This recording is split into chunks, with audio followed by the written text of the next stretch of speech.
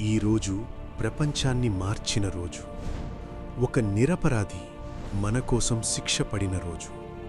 నీకోసం, నా కోసం ఆయన చనిపోయిన రోజు. ఆయన ఎలాంటి తప్పు చెయ్యలేదు. ఆయన నిజంగా పవిత్రుడు, నిరపరాధి.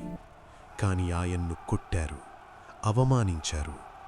ఆయన్ను ప్రజల ముందు నిలబెట్టి అవహేళన చేశారు. ఆయన తలపై ముళ్ళ కిరీటం పెట్టారు.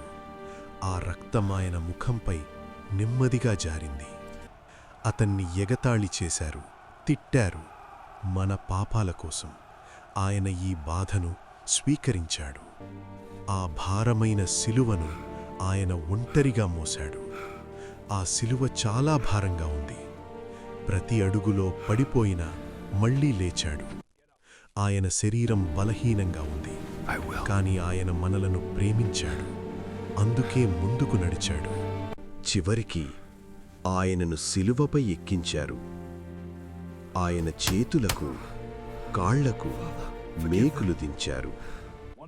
ఆ మేకులు ఆయన శరీరాన్ని చీల్చాయి. నొప్పి చాలా ఎక్కువగా ఉంది. అతన్ని సిలువపై ఎత్తి నిలిపారు. ప్రపంచం ఆయనను చూస్తోంది. అలాంటి బాధలో కూడా ఆయన కోపపడలేదు.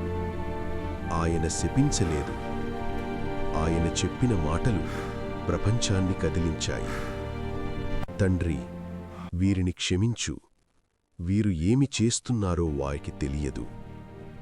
ఇంత ప్రేమ, ఇంత క్షమ మనకోసం మాత్రమే.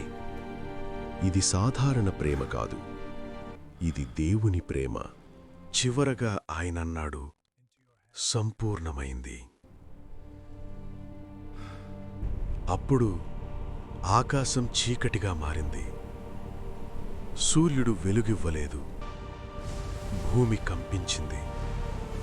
ప్రపంచం ఒక్కసారిగా నిశ్శబ్దమైంది. అది ఓటమి కాదు, అది గెలుపు. పాపంపై గెలుపు, మరణంపై గెలుపు. మన పాపాలకు ఆయన ప్రాణమిచ్చాడు, మనకు నూతన జీవితం ఇవ్వడానికి. దేవుడు నిన్నెంతగా ప్రేమిస్తున్నాడో ఈ సిలువ చెబుతోంది.